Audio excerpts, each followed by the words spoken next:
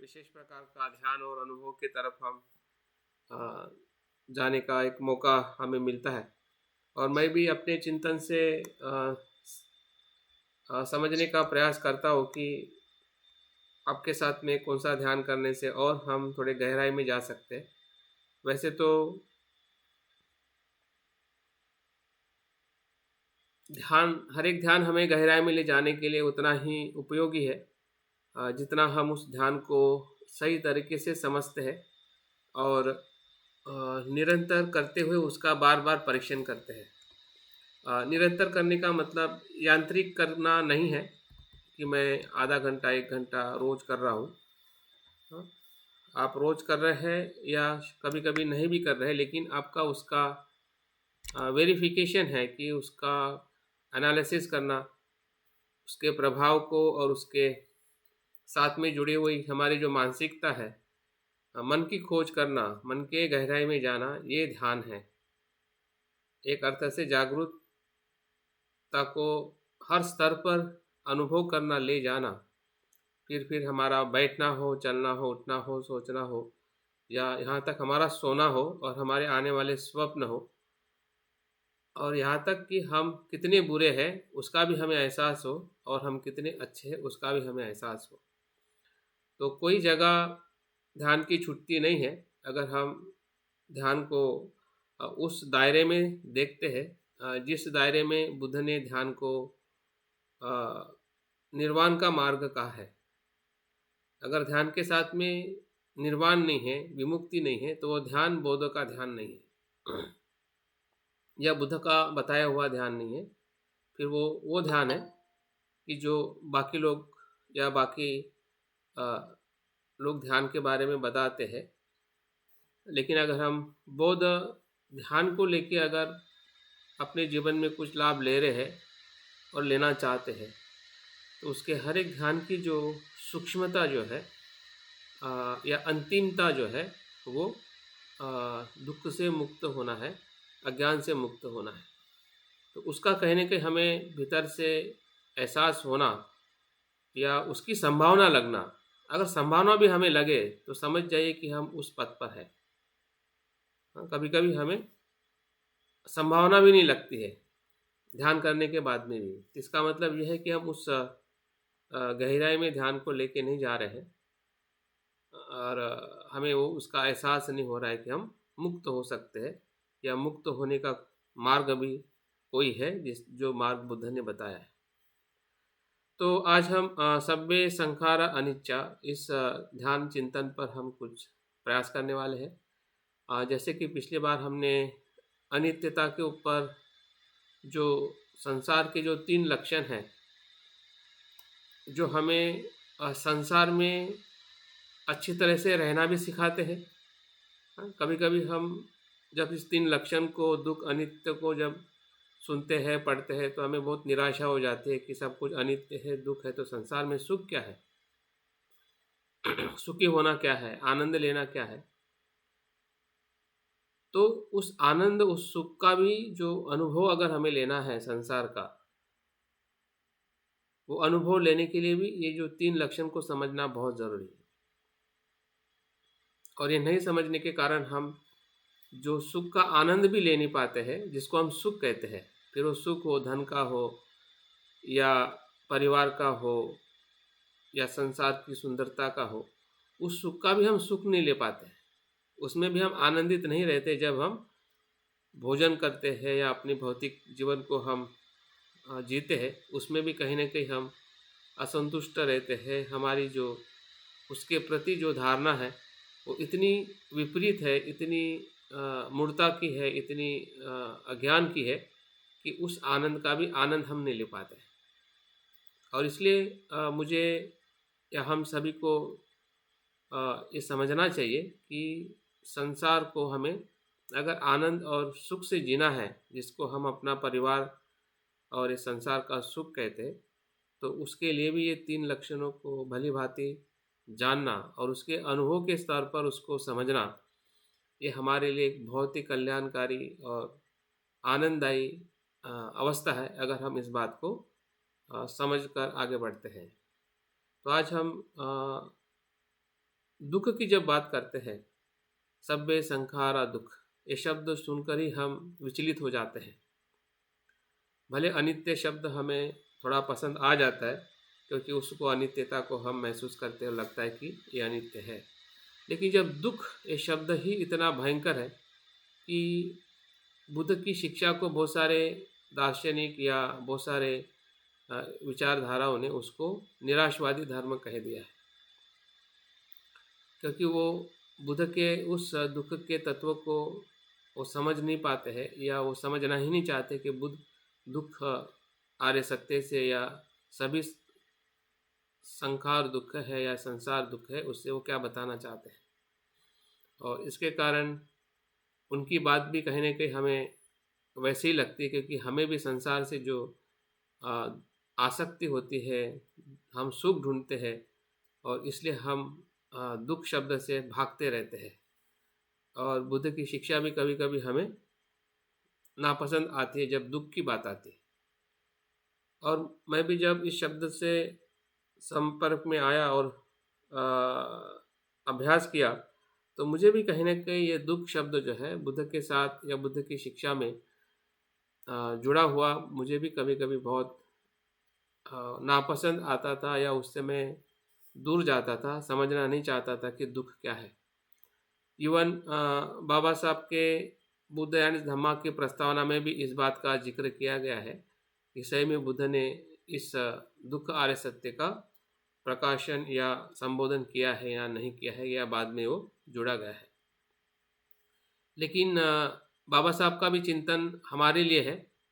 बाबा साहब क्या सोचते थे और क्या मानते थे, हाँ, वो उनका चित्त है और उनकी अवस्था से उन्होंने अपनी बात को रखा है। लेकिन इसका मतलब ये नहीं है कि बाबा साहब ये बताना चाहते हैं कि दुख नहीं है, या बुद्ध ने दुख की बात नहीं की है। लेकिन जिस प्रकार से बुद्ध को और बौद्ध दर्शन को निराशवादी जो टैग लगा है, उस टैग से बाबा साहब हमें बाहर लाना चाहते हैं कि आप खुद सोचिए कि ये इसकी सत्यता क्या है।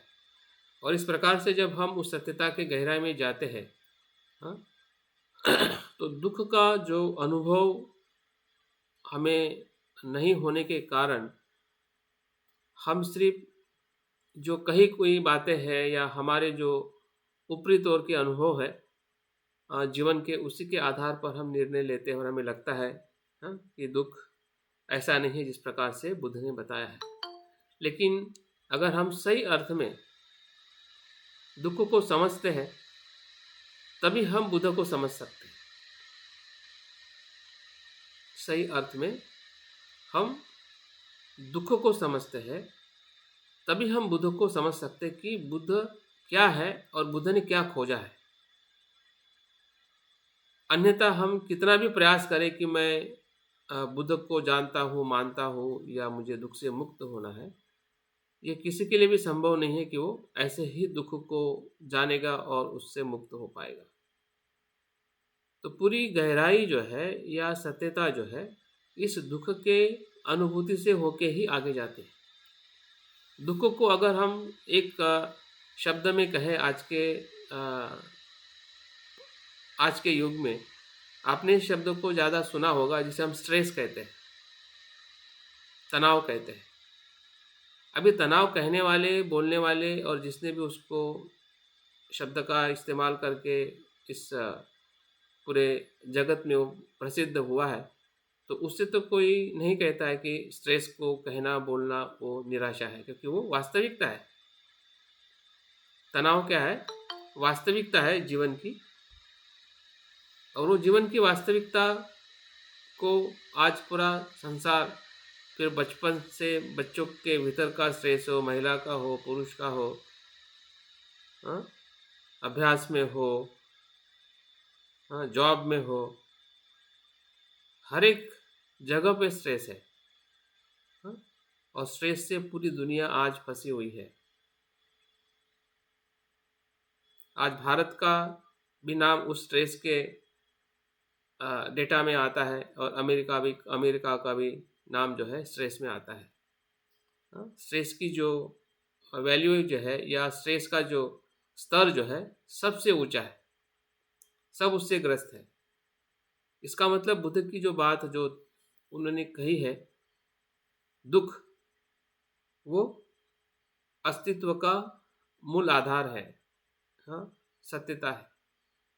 आज वैज्ञानिक रूप में उस चीज को माना जाता है, लेकिन अगर बुद्ध के शब्द में अगर स्ट्रेस को देखें तो वही असंतोष है, असमाधान है, पीड़ा है, दुख है या समस्या है, जिसको हम आज समस्या कहते हैं, प्रॉब्लम कहते हैं और सॉल्यूशन को ढूंढते हैं, तो ये प्रॉब्लम ही दुख है। और जितनी भी खोजें हुई है इस संसार में, फिर वो अग्नि की हो, पहिए की हो, गाड़ी की हो, घोड़े की हो, हाँ, विमान की हो, सैटेलाइट की हो, मोबाइल की हो, सभी खोज जो है इसी दुख के कारण हुई है। मतलब ऐसा कह सकते हैं कि खोज का दूसरा नाम या पहला नाम दुख है। दुख है इसलिए खोज है, इसलिए विज्ञान है। अगर दुख का अनुभव ही नहीं है, अगर दुख का अस्तित्व ही नहीं है, तो सभी खोजें जो है वो निरर्थक है। अगर सार्थक है तो उस खोज के पीछे, उस विज्ञान के पीछे दुख का जो अस्तित्व है या समस्या का अस्तित्व जो है वो वैश्विक है और वो वास्तविक है। जो वास्तविक है वही वैश्विक होता है और जो वैश्विक है वही वास्तविक होता है। वो किसी की धारणा नहीं होती है और ना किसी के वो नियंत्रण में होता है। किसी को होता है, किसी को नहीं होता है, ऐसा नहीं, सभी को होता है, भले कोई माने या न माने। दुख दुख है। तो उस दुख को बुद्ध के 4 आर्य सत्य में हो या 3 लक्षण के संदर्भ में हो या पूरे हमारे जीवन का जो लेखा जोखा है, हाँ, इस संसार का भी और आने वाले संसार का भी, बुद्ध ने दोनों दुख की, अगर आप इस संसार के दुख की बात करते हो और अगले संसार में दुख नहीं है ऐसी बात करते हो, अगर संसार मृत्यु के बाद में नहीं है, इसका मतलब हम उच्छेदवादी हैं। और उच्छेदवाद का मतलब यह है कि पुनर्जन्म नहीं है। अगर पुनर्जन्म का दुख नहीं है तो हम इस जीवन में जी के समाप्त हो जा रहे हैं, तो फिर हमें कुछ करने की जरूरत नहीं है।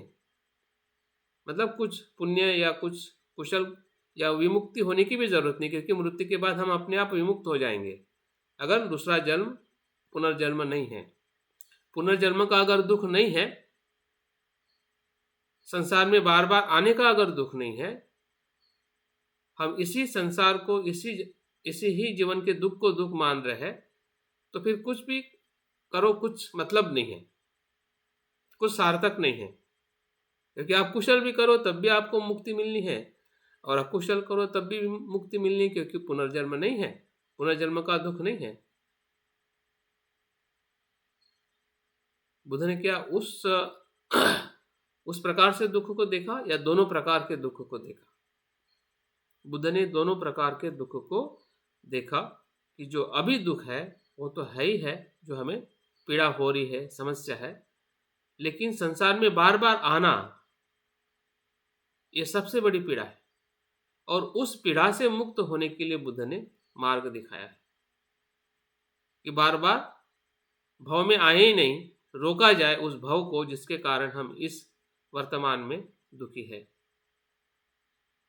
तो उस दोनों प्रकार के दुख को, कभी कभी लोग कहते हैं कि बुद्ध ने पुनर्जन्म को नहीं मानते, तो ये बहुत बड़ी गलत धारणा है।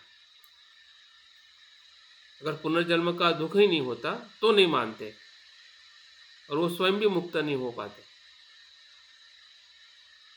पुनर्जन्म का दुख है और बुद्ध ने दोनों दुख को मुक्त किया है, अपने आप को और औरों को भी दोनों दुख से मुक्त होने के लिए कहा है कि जो वर्तमान जीवन का है और वर्तमान जीवन के साथ साथ पुनर्जन्म का भी दुख मुक्त हो जाता है जब व्यक्ति निर्वाण को प्राप्त करता है या सत्यता को अनुभव करता है।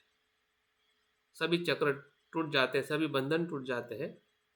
बार बार आने का, पुनर्गमन होने का जो मार्ग जो है वो रोक रोक लिया जाता है, दुख दुख के भवसागर में या संसार में बार बार आने का जो मार्ग है रोक दिया जाता है, तोड़ दिया जाता है, नष्ट किया जाता है। उसी का नाम निर्वाण है या विमुक्ति है। वही विमुक्ति है, अन्यथा विमुक्ति नहीं है। अगर संसार में बार बार हम आ रहे हैं तो वो विमुक्ति नहीं है। फिर वो किसी भी लोक में हो, मनुष्य लोक में हो या देवलोक में हो, वो अवस्था दुख की ही अवस्था है। दुख के साथ ही हमारा जन्म होना है, वो निश्चित है। तो इस प्रकार से दुख की जो धारणा है, जो अभी तक मैंने बताई है या हमें भी पता है, लेकिन आज हमें मौका मिला है कि उसको थोड़ा और गहराई में ध्यान के माध्यम से हम सोचें, देखें कि सही में दुख से घबराए या भागे। घबराना और भागना, घबराना और भागना ये हमारे मन की सामान्य अवस्था है। घबराना और भागना ये अवस्था जब से हम प्राणी लोक में थे, या प्राणी की जो अवस्था है, मनुष्य जब प्राणी था उसके साथ में हमारे मस्तिष्क में और हमारे मन में इस अवस्था का जन्म हो चुका था या हो चुका है। ये अभी का नहीं है और हम भी अभी के नहीं हैं। हमारा मन, हमारी जो चेतना है, या जो उत्क्रांति की जो थ्योरी बताती है कि हम प्राणी से मनुष्य बने, तो भले हम मनुष्य बने लेकिन हमारा मस्तिष्क का जो स्वरूप जो है वो प्राणी के उस स्तर पर ही है जो भागना और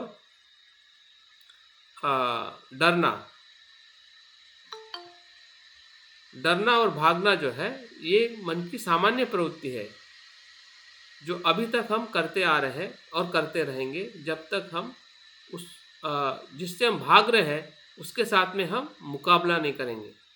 मुकाबला का मतलब क्या है? उसको पहचानेंगे नहीं, देखेंगे नहीं तब तक। और पहचानना, देखना मतलब ही जागृति। जब तक हम उसको जागृति के पटल पे या जागृति के प्रकाश में उसको नहीं देखते हैं, उस दुख को, तो हमारा मन जो है दो प्रवृत्ति में ही जाता है, किसी का भी। और आज संसार पूरी तरह से उसको जो मस्तिष्क का जो प्रक्रिया है, न्यूरोसाइंस ने पहचान ली है कि हमारा मस्तिष्क जो है फ्लाइट और फाइट, फ्लाइट मतलब भागना और फाइट मतलब लड़ना। उसको एक मिनट ये जो आप बात कर रहे हैं, जो आपने कहा है कि दुख से घबराना और भागना, तो ये मतलब प्राणी आ रहा है कोई, जैसे मान लीजिए शेर आ रहा है, तो हम मतलब ये बात हमको अनुभव में है कि शेर खा जाता है? तो हमारे अस्तित्व को बचाने के नहीं रहेगा, बचाने के लिए। हाँ, इस डर से भयभीत है ना हम। हाँ, इसलिए भागते हैं। हाँ। अब इसका जो सही स्वरूप जो है कि भय से मुक्त रह के और उस अवस्था से हम भागे और डरे नहीं। जो दो शब्द इस्तेमाल किए ना कि घबराए भी नहीं और भागे भी नहीं। हाँ, तो फेस करने के लिए वो जो मनोअवस्था है, उस मनोअवस्था का थोड़ा जिक्र करें। भागने का इस अवस्था में जैसे शेर सामने है या सांप सामने है, हम जानते हैं कि सांप काट लेता है तो विष होता है और आदमी मर जाता है। हाँ। अभी यहाँ पे, अभी यहाँ पर जो सुभाष जी ने जो सवाल और प्रश्न किया है, यही प्रवृत्ति है। यही जो हमारी जो एनिमल जो प्रवृत्ति जो है, जो आपने बताई है, ये एनिमल प्रवृत्ति है, ये सहज प्रवृत्ति है। इसको नकारा नहीं जा सकता है कि आपको डरना और भागना, आप वहां से भाग सकते हैं और डर भी सकते हैं, लेकिन वही प्रवृत्ति के साथ में पूरे जीवन में जीना, समझ में आ रहा है? जी, ये दुख है। हाँ, वो भ्रम है। तो यहाँ बुद्ध कैसे जिएंगे इस अवस्था में? इस बुद्ध की अवस्था, बुद्ध के बारे में अगर हम देखते हैं तो बुद्ध तो डर और उस प्रवृत्ति से पूरी तरह से मुक्त है। ठीक है, हमें मुक्त होने की कोशिश करनी है, प्रयास करना है। जैसे जैसे यहाँ पे हमारा डर कम होगा तो शेर भी आएगा तब भी आप नहीं डरोगे। ठीक है, क्योंकि मन के उस अजागरूकता के कारण या मन का जो हमारा भय है अपने स्वयं का या उस शेर का, उस प्राणी का, तो उसके कारण उससे हम डर रहे हैं और भाग रहे हैं। लेकिन जब हमारी प्रवृत्ति को हम संतुलित करते हैं, जैसे बुद्ध ने असंतुलित की और उसको जानते जानते उनसे मैत्री की, और मैत्री का जो भाव जो था वो दोनों के लिए था, स्वयं के लिए भी था और उस प्राणी के लिए भी था। तो आप देखो कि वो प्राणी में के साथ में रहते हुए भी जंगलों में या प्राणियों की कोई भी ऐसी घटना हमें बुद्ध के साथ या बुद्ध के अनुयायी के साथ होते हुए दिखाई नहीं देती है। किसी प्राणी ने उनको उस प्रकार से हानि पहुंचाई है। और बुद्ध स्वयं कहते हैं कि अगर आपको कोई प्राणी हानि पहुंचा रहा है तो आपकी मैत्री भावना का हमने विकास करना चाहिए। मतलब मैत्री भावना का विकास करने का मतलब क्या है कि उस भय और जो भागने की जो प्रवृत्ति है उससे हमें मुक्त करना चाहते हैं। हाँ, लेकिन जो हमारी सामान्य प्रवृत्ति को पहचान करें तो हम मुक्त करेंगे। हमें वो पहचान में नहीं आ रही कि ऐसा भी कुछ हमारे साथ हम कर रहे हैं क्या। हाँ, अगर वो पहचान में आएगी कि हाँ ये तो मैं ऐसा ही कर रहा हूँ, तो दूसरा मार्ग क्या है मेरे लिए। अभी हमें दूसरा मार्ग का एहसास इसलिए नहीं हो रहा है कि हमें पता ही नहीं चल रहा है कि हमारा मन क्या कर रहा है, किस प्रकार से सोच रहा है, और जो देख रहे हैं उसी को हम सच मान रहे हैं। वो सच है लेकिन वो मार्ग सच नहीं है। आपको किसी मतलब अगर ये इस अवस्था से जैसे बुद्ध निर्भय रहते, लेकिन अगर वो प्राणी का स्वभाव है और उसकी जरूरत है भोजन करना, खाना, तो वो खाएगा तो खा जाने दो, लेकिन मैं डरता हूँ क्योंकि मेरा अस्तित्व नष्ट हो जाएगा। मैं अपने बिल्कुल अस्तित्व बिल्कुल से बिल्कुल, चिपका हुआ हूँ मतलब कि नहीं, हमारी मैं जीना इसमें चाहता हूँ, तो इसमें वो जीना चाहता हूँ, ये भास नहीं होने के कारण ही डरता ना। बिल्कुल, इसमें यही फर्क है कि हम उस ऑब्जेक्ट या उस परिस्थिति के साथ हम जागरूक नहीं हैं। जागृति का जो हमारा या मैत्री कह सकते हैं या हमारी जो शुद्ध जो चेतना का विकास है वो नहीं है, और वो होने का जो मार्ग जो है वो हमारे पास में नहीं है। और इसलिए हमारी पूरी प्रवृत्ति इसी ही बेस पे होती है। और इसलिए आज मनोवैज्ञानिक और न्यूरो साइंस में जो माइंडफुलनेस जो आया है और उसका जो विकास किया गया है वो इसी के कारण किया गया है कि नहीं है, मार्ग है, मार्ग है, भागने और डरने के बीच का मार्ग है अगर हम जागरूक रहते हैं, जागरूक होते हैं तो। हाँ, उसको अगर हम ऑब्जर्व करते हैं और ऑब्जर्व करने के बाद उसका जो नेचुरल जो उसका फेनोमेना है, हाँ, उसके साथ में जब हम कोप होते हैं तो वही कॉन्शियसनेस है, वही जागृति है, वही माइंडफुलनेस है कि जो पूरे आज विश्व में जो न्यूरो साइंस का जो अभी तक का जो पैटर्न था कि वहाँ पे कोई मार्ग दिखाई नहीं देता था कि ऐसा ही होता है और ऐसा ही थॉट प्रोसेस से हमारा जो जीवन हमने निर्माण किया है, भागने और लड़ने के बीच में ही हमारा पूरा जो संसार जो प्रपंच जो है इसी द्वंद्व में हमारा निर्माण हो चुका है या हो रहा है। जो हम आचरण कर रहे हैं ना वो इसी ही दुख से मुक्त होने के लिए हम आचरण कर रहे हैं, फिर वो शील का हो, ध्यान का हो। हाँ, लेकिन इस सभी आचरण के भीतर जो दुख का जो अनुभव है या दुख की जो क्या कह सकते हैं वास्तविकता जो है, वो क्या है, जो आज के वैज्ञानिक तौर पे भी जो मैं बताने का प्रयास कर रहा हूँ, और बुद्ध ने भी जो उसको अनित्य का है, दुख का है। दुख का मतलब क्या होता है, अभी आप देखिए बनते ने बहुत अच्छा उसका अर्थ बताया है। दु और ख, दु और ख, दु मतलब दो चक्के, हाँ, दु मतलब दूर, दो चक्के एक दूसरे से ऐसे दूर है कि जिसका संतुलन नहीं है। दो चक्कों का असंतुलन ही दुख है। और दो चक्र कौन से हैं? सुख और दुख। जितने भी द्वंद है वही अपने आप में ही, देखो, एक के साथ में दूसरा फ्री है। लेकिन जो फ्री है ना, उसको हम पहचानते नहीं हैं, जानते नहीं हैं और जानने की कोशिश नहीं करते हैं, और इसलिए हमेशा वो असंतुलन बना रहता है। हम सुख को जानते हैं लेकिन दुख को नहीं जानते, दुख को जानते लेकिन सुख को नहीं जानते हैं, कुशल को जानते लेकिन अकुशल को, प्रकाश अंधकार, संसार की सभी जो स्थिति जो है, भौतिक हो या मानसिक हो या सामाजिक हो, सब द्वंद्व में है। स्त्री पुरुष, लड़का लड़की, मेरा तेरा, ठंडा गरम, आप किसी को भी हाथ लगा दो तो आपको उसका दूसरा पक्ष मिलेगा। आप कुछ भी सोचो, उसका दूसरा पक्ष मिलेगा, और दूसरा पक्ष जो है पहले पक्ष से विपरीत है, और विपरीत होना ही दुख है, विपरीत होना ही असंतुलन है। उसी को ही आज जो वैज्ञानिक है, न्यूरोसाइंस में जो ब्रेन का जो स्ट्रक्चर जो है वो कैसे रिस्पॉन्स देता है, कैसे रिएक्ट करता है, दो चीज़ें हैं।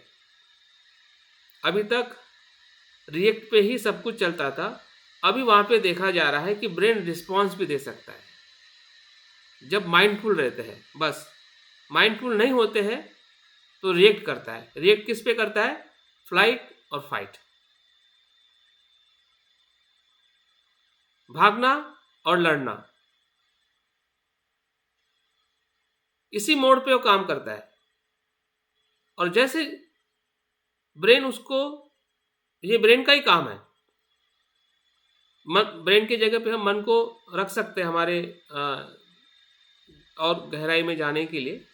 लेकिन न्यूरोसाइंस और ब्रेन के पूरे अभ्यास ने मन को और सही तरीके से समझने के लिए हमें मदद कर रहा है, या हम उसकी मदद लेनी चाहिए।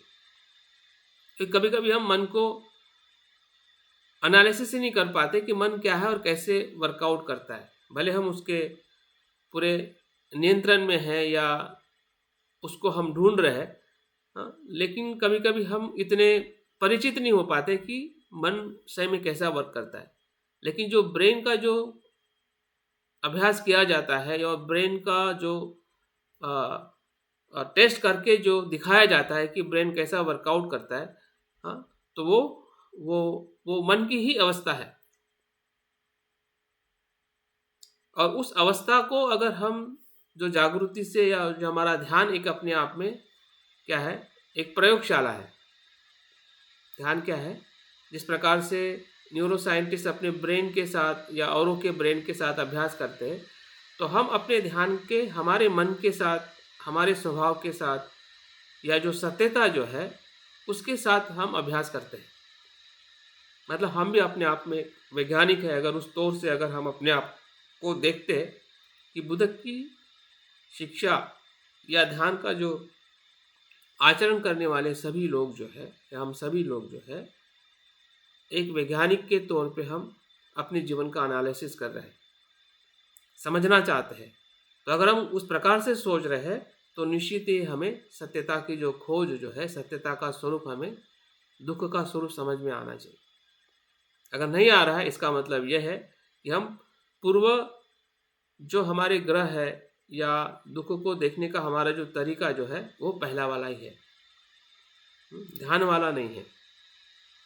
अगर ध्यान वाले के संपर्क में आके अगर हम दुख को नहीं देखते तो दुख सत्य के रूप में हमारे सामने नहीं आएगा, वो द्वंद्व के रूप में आएगा।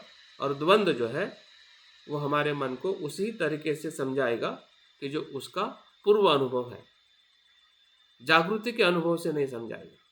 वो पूर्व अनुभव है कि हाँ ये दुख है, इससे ऐसा होता है, ऐसा करेंगे, ऐसा नहीं होता है, ऐसा नहीं करेंगे। यथार्थ में हमारा जो मन जो है उसको देख नहीं पाएगा। और इसलिए दुख को कैसे देखा जाए, या दुख हमें क्या देता है, कभी कभी हमें लगता है कि दुख सब कुछ ले लेता है, लेकिन लेता नहीं है, वो बहुत कुछ देता है। इतनी सारी खोजें जो दी है, किससे किससे मिली है ये खोज जो है? आज हम इस लाइट का, इस मोबाइल का, इस सब का इस्तेमाल कर रहे हैं। कभी हमने देखा कि ये किस तत्व से आई है, किस कारण से ये खोजें निर्माण हुई है? अगर दुख ही नहीं होता तो, वैज्ञानिक ने उस दुख को देखा नहीं होता तो ये खोजें हो पाती? हम्म? अगर न्यूटन ने उस फल को गिरते हुए देखा नहीं होता जागृति से, तो क्या उनको पता चलता कि पृथ्वी में जिस प्रकार का भी कोई तत्व है? इसके पहले तो पता नहीं चला, तब भी फल नीचे गिरता था, ऊपर नहीं जाता था।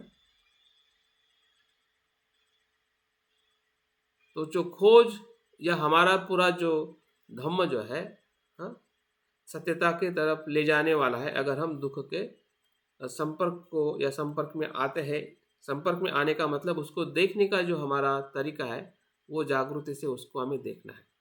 अगर हम जागृति से देख रहे हैं तो क्या होता है, तो आपको उसका रिजल्ट मिलेगा कि आप उसको ऐसा ही स्वीकारते हैं।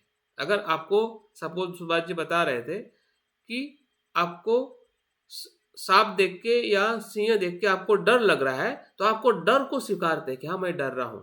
अगर आप वहां से भी भाग भी जाते हैं ना, तब भी आपके साथ में डर की जो स्वीकृति जो है कि मेरे अस्तित्व और उसके अस्तित्व के प्रति जो एक अनुभव है, उसको आप ग्रहण करते हैं,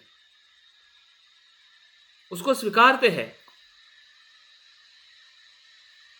बुद्ध का अगर आपको अनुभव होगा कि बुद्ध को भी डर आता था। जब बुद्ध स्वयं कहते हैं कि जब मैं डरता था जंगलों में चलते हुए, भय लगता था, तो मैं वहीं पे रुक जाता था, देखता था कि क्या हो रहा है। और वो सारी चीजें जो है अनावश्यक ही हम डरते रहते हैं। आवश्यकता पे डरना, किसी से परिस्थिति से या कुछ ऐसी घटना हमारे सामने आती है, वो बात अलग है। लेकिन अवास्तविक डर जो है वो इतना भयंकर रहता है कि वास्तविकता के डर के साथ में भी हम लड़ नहीं पाते। अवास्तविक डर ही हमें बहुत, जो स्वीकार नहीं करने के कारण, वो डर हमें, अभी उदाहरण के तौर पे मृत्यु को जब हम देखते हैं, मृत्यु वास्तविक है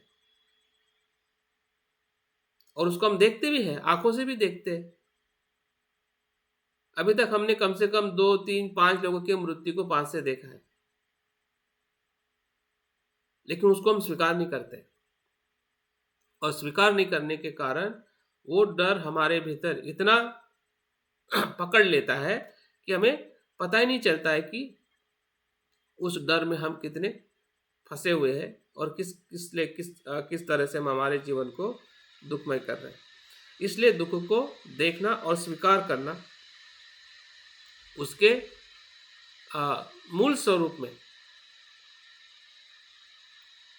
कि वो है, वो असंतुलन जो है, वो मृत्यु जो है, क्योंकि जन्म है, जन्म ही नहीं है तो मृत्यु नहीं है। अगर जन्म है तो जन्म का ही द्वंद्व स्वरूप जो है वो मृत्यु है। तो उस द्वंद्व के उस स्वरूप को जब हम देखते हैं, स्वीकार करते हैं, तो वैसी विमुक्ति शुरुआत हो जाती है। विमुक्ति का मार्ग जो है ना, वैसे शुरू हो जाता है। किसके तरफ? कि परम सुख क्या है, समाधान क्या है, इससे मुक्ति का अनुभव क्या है, उसकी खोज होने लगती है। अगर हम दुख को नहीं देखते, नहीं स्वीकार करते हैं, तो हम संसार से मुक्त होने का, या दुख जो हमारी जो पीड़ा है उससे भी मुक्त होने का हमारा प्रयास उसी ही द्वंद्व में होता है। हम प्रयास करते हैं, लेकिन उसी द्वंद्व में करते हैं, जो द्वंद्व हमें सामान्य तौर पे हमें जो समझ में आता है, सामान्य तौर पे हमें जो सुख दुख जो समझ में आता है, उसके साथ में भागना या उसके साथ में डरना, उसी के आधार पर हम प्रयास करते रहते हैं। जो प्रयास हमें करना है, जिसको हम सम्यक दृष्टि का प्रयास कहते हैं, मध्यम मार्ग का प्रयास करते हैं, या जागृति का प्रयास करते हैं, उस प्रयास में हम उतना हमारा अनुभव नहीं हम ले पाते हैं, या उस अनुभव की तरफ हम नहीं देख पाते कि क्या हम इस प्रकार से कर रहे हैं या इस प्रकार से कर रहे हैं। और इसलिए इस सत्यता को हमें समझना हमारे लिए बहुत ही आवश्यक है, और उसको समझने के लिए हमें दुख को थोड़ा समझना भी ज़रूरी है कि दुख को हम कैसे देखें। तो बुद्ध ने जो 7 प्रकार के दुख बताए हैं, जो हमारे ही इर्द गिर्द है। अभी आप बोलोगे 7 प्रकार के कैसे याद रखें? याद रखने की कोई जरूरत, जीवन ही दुख है। आप जहाँ पे भी उंगली रखो वही दुख है। पहला जो दुख है जन्म, जो हमने जन्म लिया है, हाँ, वो कैसा दुख है, पीड़ाजनक था या पीड़ाजनक है, हाँ, दोनों के लिए, माता के लिए और पुत्र के लिए या बालक के लिए। तो जन्म दुख है जो हमने लिया है। वो दुख को कैसे हम पहचाने, कैसे उसके संपर्क में आए और उसकी जो वास्तविकता को स्वीकार करें, क्योंकि हम जन्म को कभी दुख समझते ही नहीं है और मानने के लिए भी तैयार नहीं है। भले बुद्ध ने कहा हो या हमें बार बार अभ्यास करते हैं, लेकिन उसको हम स्वीकार नहीं करते हैं। हम तो उसी पूर्वग्रह में देखते कि नहीं, जन्म कैसा दुख हो सकता है, जन्म तो हैप्पी बर्थडे है, परिवार में एक अच्छा सुख है। लेकिन उस अर्थ से वो सुख है, लेकिन उसकी वास्तविकता क्या है? उस वास्तविकता के जब तक हम जन्म के संपर्क में नहीं आते हैं, हाँ, तो इस दुख से मुक्त होने का कारण ही नहीं बनता है। क्यों हम खोजें, क्यों हम जन्म से मुक्त होना चाहेंगे, अजन्म की अवस्था हम क्यों लेना चाहेंगे, जबकि जन्म ही हमें दुख नहीं लग रहा है या दुख का हमें अनुभव नहीं हो रहा है, तो उससे मुक्त होने का कोई कारण ही नहीं है। अगर मुक्त होने का प्रयास करें, हमें पता नहीं है कि हम किससे मुक्त होना चाहते हैं। एक तरफ हम मुक्त होना चाहते हैं, लेकिन हमें पता नहीं कि किससे मुक्त होना है। सिर्फ मुक्त होना चाहते हैं कि नहीं, मुझे मुक्ति चाहिए या मुझे निर्वाण चाहिए, लेकिन किससे निर्वाण चाहिए? तो इस जन्म से निर्वाण चाहिए। तो जन्म क्या है, उसको हमें थोड़ा समीप में जाके उस सत्यता के अर्थ में समझना पड़ेगा। बुढ़ापा दुख है। बुढ़ापा हमें दिखाई देता है अपने में, भले हम अभी जवान हैं, लेकिन हमारे माता पिता में, लोगों में, कि शरीर किस प्रकार से बुढ़ा होता है, जिसे हम ओल्डनेस कहते हैं, वो भी दुख है, क्योंकि वो जवानी से विपरीत है। जो जवानी है उससे वो असंतुलित है। बुढ़ापा का आप कैसे महसूस करते हैं कि हम जवान नहीं हैं? उस अर्थ से हम बुढ़ापे को महसूस करते हैं। अगर वो द्वंद्व, वो असंतुलन नहीं है, तो बुढ़ापे का भी हमें अनुभव नहीं होगा। अगर बुढ़ापे का अनुभव है, हो रहा है, क्योंकि वो प्राकृतिक सत्य है। जवानी चली जाती है, जवानी का जो उम्र जो है, युवा का जो उम्र जो है, वो बुढ़ापे में परिवर्तित होता है। तो उस दुख को है, मृत्यु के दुख को है। तीसरे प्रकार का बीमारी दुख है।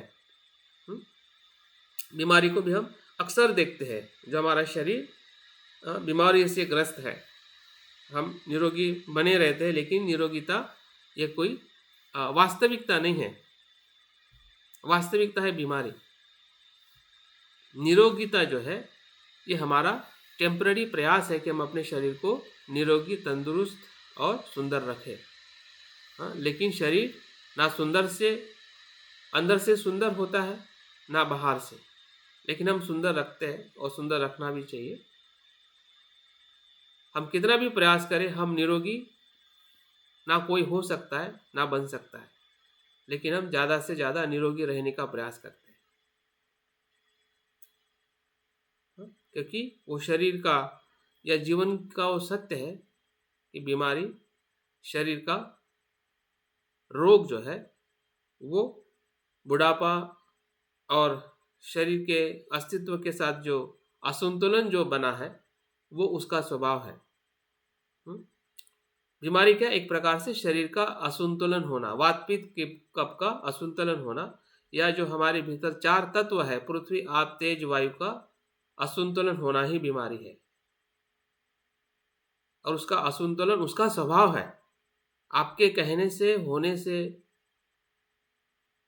उसको आप नहीं भी जानोगे तो भी होगा, और जानोगे तब भी होगा, लेकिन जानने से हम बुद्धत्व को प्राप्त कर सकते हैं। यही फर्क है। अब ये लगेगा कि ये सत्य है तो फिर इसको जाने नहीं जाने एक जैसा ही है। हाँ, बिल्कुल एक जैसा है। इसलिए तो बुद्ध कहते हैं कि मुझ में और मनुष्य में कुछ भी फर्क नहीं है। जो मेरे साथ में होता है वही आपके साथ में होता है, लेकिन जो हो रहा है उसको मैं जानता हूं और आप नहीं जानते।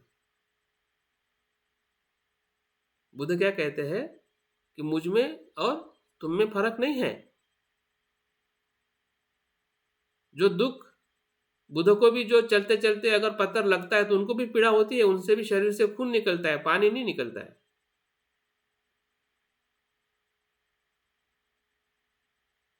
हाँ, उनके भी शरीर में जब बूढ़े होते हैं तो उनके शरीर में भी पीड़ा ही होती है, दुख सुख नहीं होता है।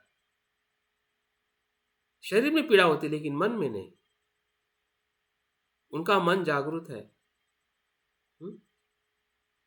मन के पीड़ा तक वो शरीर का दुख नहीं पहुंचता है, फिर वो बुढ़ापा का हो या मृत्यु का हो या किसी भी प्रकार का शारीरिक दुख हो, लेकिन शरीर को दुख तो होता है ना, शरीर को भूख तो लगती है ना। क्या बुद्ध बिन खाए जीवित रहे क्या है? क्या उनको दवाई की जरूरत नहीं पड़ी? उनको पानी की जरूरत नहीं पड़ी? लेकिन किसके लिए पड़ी? शरीर के लिए, मन के लिए नहीं। तो हमें भी शरीर के लिए ही जरूरी है, लेकिन शरीर की जो वास्तविकता जो है उसको हमें समझना या जानना, यही सत्य का अनुभव हमें आगे लेके जा सकता है। अन्यथा हम उसी ही दुख में रहेंगे जिस दुख में हमारा जन्म हुआ है। चौथा दुख मृत्यु का है, हम सभी को पता है। पंचस्कंदों का विघटन होना ही मृत्यु है। पंचस्कंद का असंतुलन होना बीमारी है। बुढ़ापा भी पंचस्कंद का ह्रास होना बुढ़ापा है, असंतुलन होना बीमारी है, और लय होना या विघटन होना मृत्यु है। और पंचस्कंद का पास में आना जन्म है। अगर पंचस्कंद के हिसाब से बुद्ध कहते हैं कि पंचस्कंद ही दुख है, पंचस्कंद ही इस प्रकार से असमाधान कारक है कि वो संतुलित नहीं है, अपने धर्म में ही संतुलित नहीं है, उसका धर्म ही असंतुलन है। इसको जानने से ही हमारा भागना और डरना दोनों भी समाप्त हो जाता है या कम होता है। समाप्त तो उस समय होता है कि जब हम संपूर्ण स्थिति में जागरूक होते हैं। लेकिन अगर हमें इतनी भी समझ आए कि इससे मुझे संतुलन कब मिलता है, कि जब उसको हम असंतुलन में जानते हैं। कहते हैं ना, विपर्यास में जानना और सम्यक दृष्टि में जानना, परिस्थिति वही है। दुख दोनों के लिए है, बुद्ध के लिए भी है, हमारे लिए भी है। लेकिन वहां से ऐसा प्रवास शुरू हो जाता है, अगर हम उसको बुद्ध जैसा जानते हैं, वहां से मुक्ति का प्रवास शुरू हो जाता है। अगर नहीं जानते हैं तो चक्र का मार्ग शुरू रहता है। दो ही परिस्थितियां है। नहीं जानते हैं तो चक्र का मार्ग कंटिन्यू रहता है, अगर जानते हैं तो मुक्ति का मार्ग वहां से शुरू हो जाता है। यह है दुखों को जानना। अगर आपने इसका अभ्यास किया होगा, ऊर्ध्वगामी मार्ग का, दुख से श्रद्धा उत्पन्न होती है। अगर सही दुख का अनुभव हो, ये दुख का अनुभव है। अगर इस प्रकार से दुख का अनुभव नहीं होता है तो श्रद्धा उत्पन्न नहीं होती। अगर जो भी श्रद्धा हमारे में उत्पन्न होती है वो सांस्कृतिक श्रद्धा है, सामाजिक श्रद्धा है, खोजने वाली श्रद्धा नहीं है, व्यक्ति होने वाली श्रद्धा नहीं है। स्वयं को दुख से मुक्त करने का जो मार्ग है, या सभी संसार के सभी जीव इसी ही मार्ग से मुक्त होने के लिए मदद करने की जो करुणा है, वो हम में नहीं है या नहीं हो सकती। अगर बोधिसत्व इस प्रकार से दुख को देखते हैं, तब जाके उनको विश्वास होता है कि यही मार्ग है और इसी मार्ग को मुझे सभी लोगों को समझाना है, बताना है। हाँ, और बताने का काम ही करुणा का भाव है। करुणा का मतलब क्या है कि औरों को भी उस दुख से मुक्त करना, वो करुणा है। एक्टिव है, पैसिव नहीं है। जब हम करुणा की बात करते हैं तो करुणा पैसिव नहीं है। बुद्ध सिर्फ सोचे नहीं कि दुख से मुक्त करूं या हो जाएंगे। बुद्ध ने स्वयं 45 वर्ष तक निरंतर वही काम किया, सुबह से लेके रात को आराम करने तक। हर एक दिन, हर एक पल बुद्ध का यही कार्य था कि लोगों को उस सत्य के बारे में बताया जाए कि जहां से उनको विमुक्ति का मार्ग मिल जाए, और मिल गया।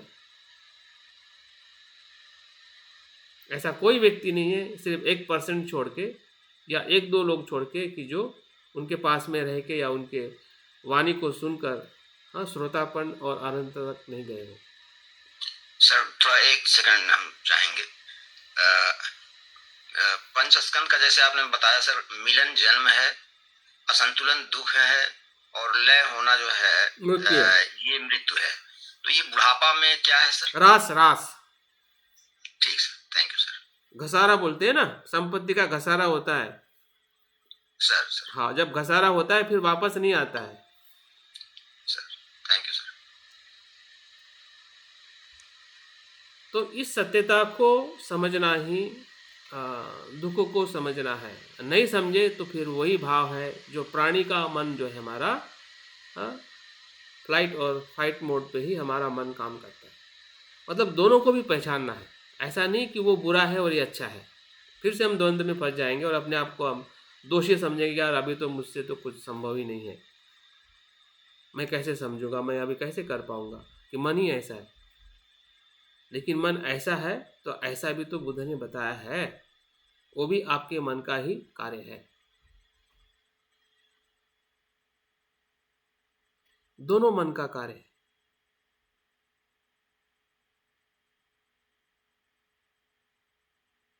तो हमारी गलती भी हमें समझ में आनी चाहिए, और साथ साथ में गलती को दुरुस्त करना भी हमें समझ में आना चाहिए। और दुरुस्त तभी किया जाता है कि जब हमें समझ में आए कि गलती कहाँ हो। नहीं तो दुरुस्त किस पे आप दुरुस्त किसका करोगे? और हम ऐसे दुरुस्त करने पे चल पड़े कि मुझे दुरुस्त करना है, लेकिन कहाँ पे, क्या दुरुस्त करना है?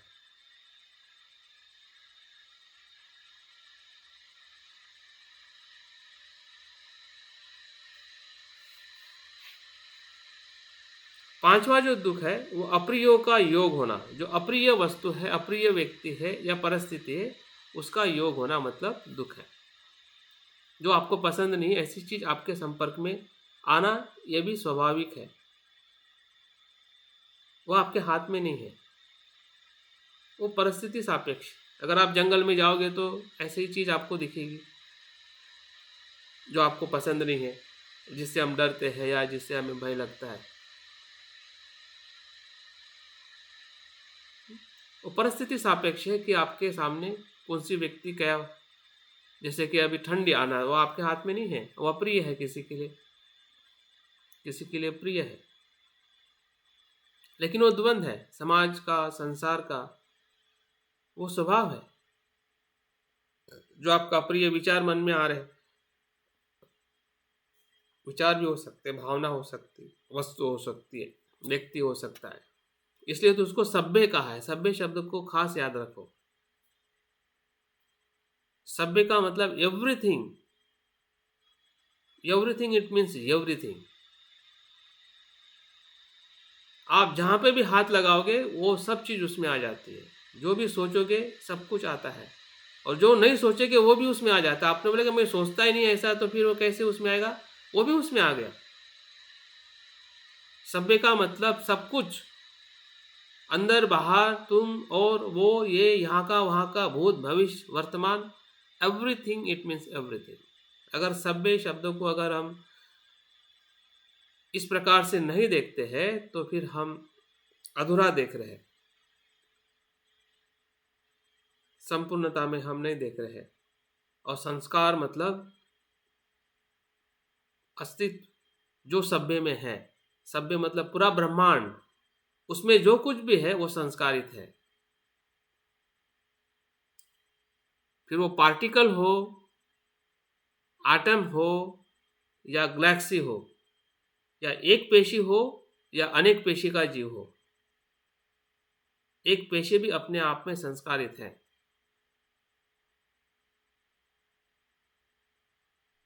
किसी ना किसी मेल से वो बनती है, या उसका अस्तित्व है, या कितना भी बड़ा अस्तित्व, भौतिक हो या सजीव हो, वो संस्कारित है। और वही दुख है। उसका धर्म क्या है? दुख है। उसका लक्षण क्या है? उसका स्वभाव क्या है? वो दुख है। हाँ? और दुख को देखने का जो अलग अलग जो 7 प्रकार के जो समाधान है, हाँ, जिसमें हम हमेशा स्ट्रेस में रहते हैं, द्वंद्व में रहते हैं, हाँ, वो यही है। हाँ, जिसमें 5वें नंबर का अप्रिय वस्तुओं का योग होना, छठा है प्रिय का वियोग होना।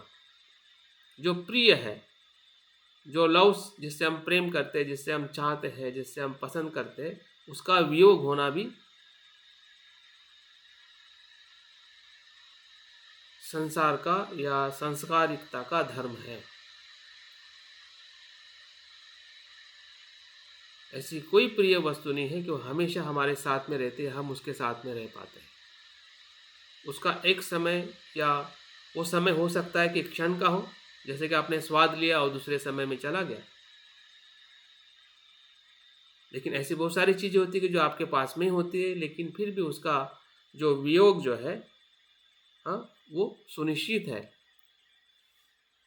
समय अलग अलग हो सकता है। कोई वस्तु जल्दी होती है, कोई वस्तु देरी होती है, लेकिन हाँ, वियोग उस वस्तु का, उस समय का, या उस अस्तित्व का धर्म है। और 7वीं जो चीज़ जो है वो है खिन्नता, चाही हुई चीज न मिलना। ये अपने आप में तीव्र तृष्णा, चाही हुई चीज न मिलना, हम जो चाहते हैं वो नहीं मिलना, जिसे खिन्नता कहते हैं या खेद कहते हैं। ये खेद रहता है भीतर से, हम जो चाहते वो नहीं होता है। अपेक्षा का भंग होना एक स्वाभाविक धर्म है।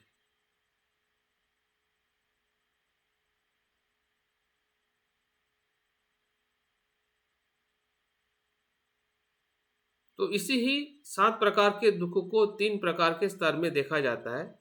वो है दुखानुदुख, ये पहला स्तर है। उसमें ये सभी दुख आते हैं, जन्म, बुढ़ापा, बीमारी और मृत्यु। दुखानुदुख मतलब शारीरिक दुख, ऐसा हम कह सकते हैं। दूसरे प्रकार के कैटेगरी में आता है परिवर्तन का दुख।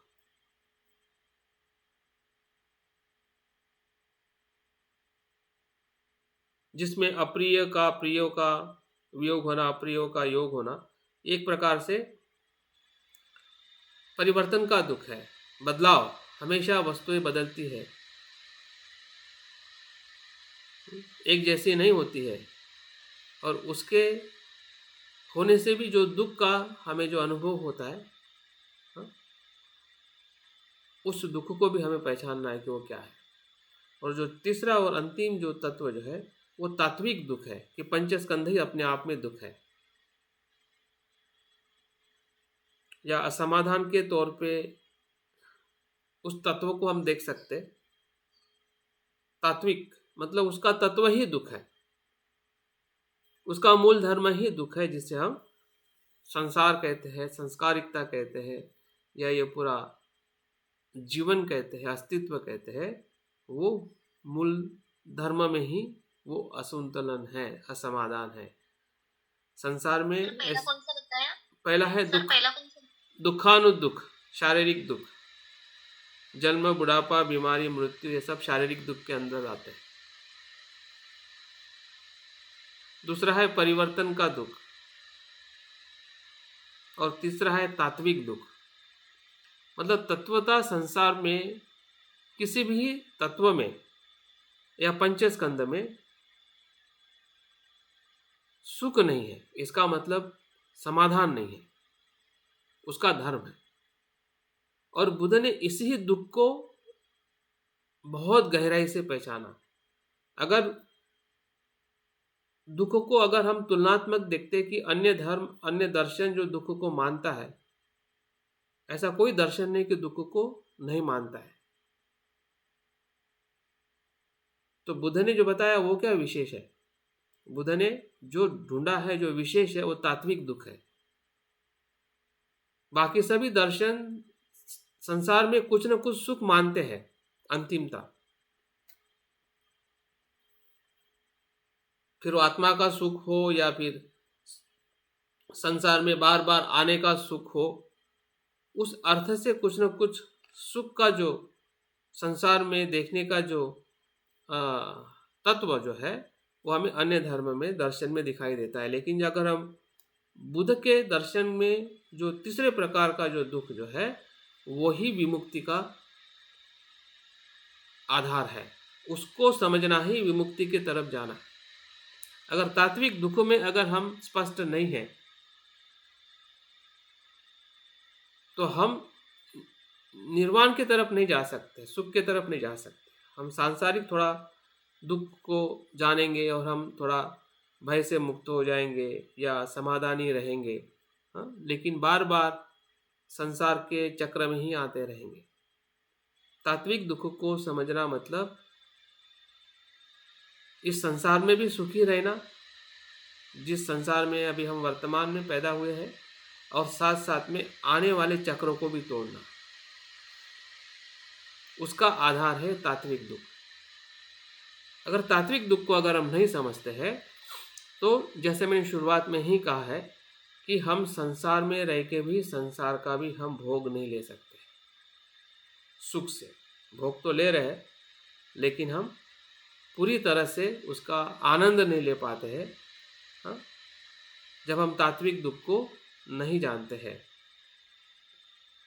और दूसरा जो विमुक्ति का जो सुख है, उसका तो फिर अनुभव का सिर्फ चाहत रहेगी कि मुझे निर्वाण चाहिए, लेकिन निर्वाण की टेस्ट नहीं आएगी। अगर हमें तात्विक दुख का अनुभव नहीं हो रहा है या उसके होने की जो पहचान है हमें नहीं हो रही है, तो सब कुछ हमारा धम्म का जीवन जो है वो सिर्फ एक जन्म से दूसरे जन्म में आने तक ही हमें अच्छा जीवन दे सकता है। अच्छा जीवन मतलब मनुष्य जीवन हमें मिल सकता है, या अच्छे लोक में हम जन्म ले सकते हैं हमारे कर्म, कुशल कर्म से, लेकिन हम विमुक्त नहीं हो सकते। अगर विमुक्त होना है या होने का जो मार्ग अगर बुद्ध ने बताया है, तो ये तीसरे प्रकार के तत्व को, तात्विक दुखों को हमें गहराई से समझ रहा है कि जो संपूर्ण संसार ही असमाधान है, असंतोष है। किसी भी तत्व में, किसी भी परिस्थिति में संसार में सुख नहीं है, दुख ही दुख है।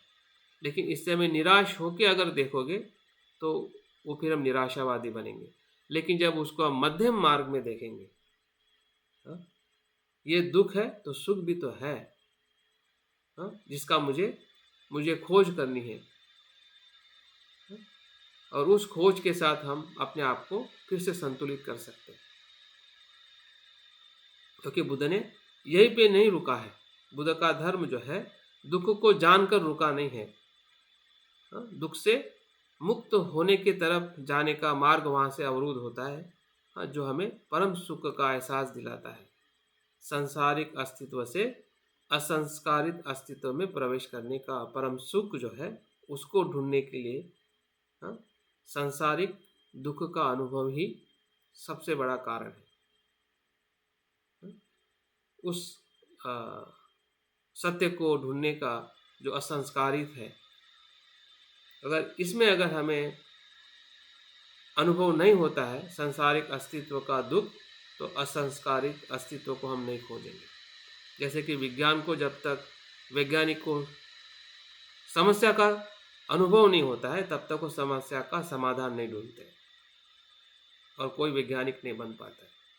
वैज्ञानिक वही होता है कि जो समस्या को जानता है और समस्या का समाधान ढूंढने लगता है, वही वैज्ञानिक कहलाता है। समस्या को जान के जो निराश हो जाता है वो वैज्ञानिक नहीं कहलाता है। तो हम भी अगर बोध है तो हमें दुख से घबरा कर, डर कर, हाँ, निराश होकर अगर हम छोड़ देते हैं और लगता है कि अभी तो कुछ है नहीं, ये दुख ही दुख है, इसके लिए बुद्ध ने दुख को आर्य सत्य में नहीं बताया है। उससे मुक्त होने के लिए उस ऊर्जा का हमें इस्तेमाल करना है ताकि हम अपने जीवन में मध्यम मार्ग का अनुसरण करते हुए हम असंस्कारित सुख को, परम सुख को हम अनुभव कर सकें। तो मुझे लगता है कि ये जो बातें जो मैंने बताई है इससे हमें ध्यान करने के लिए एक अच्छा क्या कहते हैं, पूर्व तैयारी में ये चीज़ें मुझे लगा कि इसको हमने समझना चाहिए ताकि हम इस ध्यान को अच्छी तरह से कर सकते हैं। तो हम 4 स्तर पर इसका ध्यान करने वाले हैं। पहले स्तर में हम दुख का अनुभव करेंगे, दूसरे स्तर में हम परिवर्तन दुख का अनुभव करेंगे और तीसरे स्तर में हम तात्विक दुख का अनुभव करेंगे। और इस तीनों अनुभव से जो हमें विमुक्ति का जो अनुभव हमें हो रहा है या होने की जो कुछ भी संभावना हमें दिखाई दे रही है, हाँ, उस स्तर में हमें अपने आप को देखने का प्रयास करेंगे। तो जो भी हमारे पास में अभी समय है उस समय में हम इस ध्यान का सराव करने का प्रयास करेंगे। तो अपने ध्यान के लिए अपनी बैठक को ठीक कर लीजिए।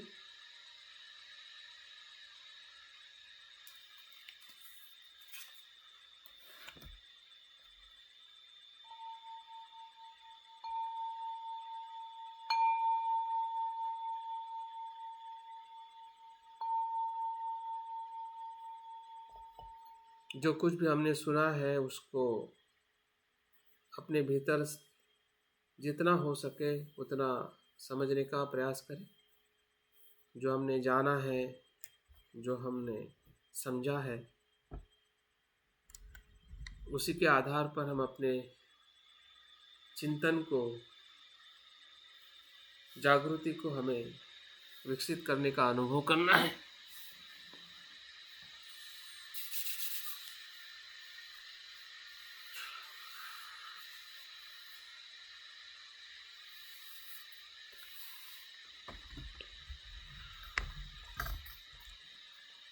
धीरे धीरे अपने शरीर को स्थिर कर लीजिए।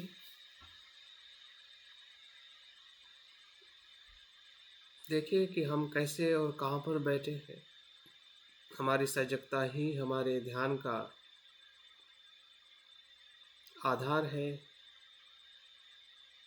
वही मार्ग है।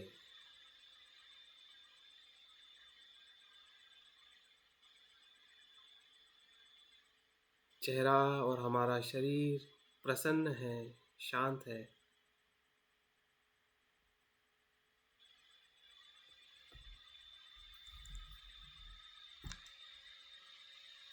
ध्यान करने का छंद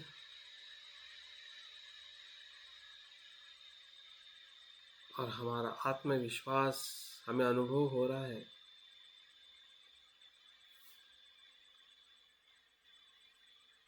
जितना विश्वास हमें बुद्ध पे है उतना ही विश्वास हमें अपने आप पर भी है। जो बुद्ध ने खोजा है, जाना है, जिस मार्ग का अनुसरण करते हुए उसी मार्ग पर मैं भी चल रहा हूँ। ध्यान का मार्ग, जागृति का मार्ग, सजगता का मार्ग।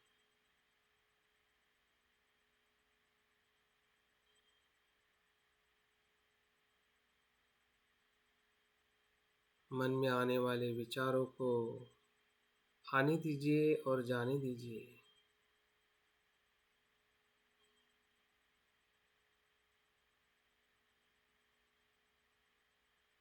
मध्यम मार्ग की खोज करें।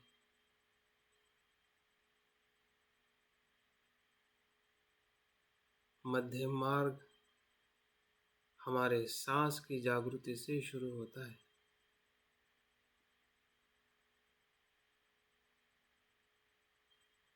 सांस आ रहा है, जानिए सांस भीतर आ रहा है। सांस जा रहा है, जानिए सांस बाहर जा रहा है। आना पाना और सती,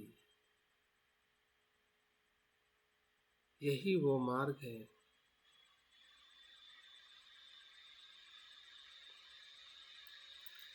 जो बुद्ध ने अपनाया था। वही मार्ग मैं भी अपना रहा हूँ।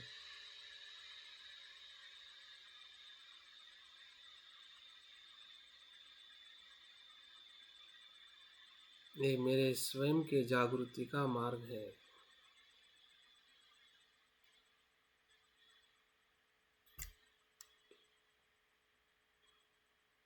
जैसे जैसे हम वर्तमान में अपनी सांस को देख पा रहे हैं, वैसे वैसे हमारा प्रतिक्रियात्मक मन हमें समझ में आ रहा है।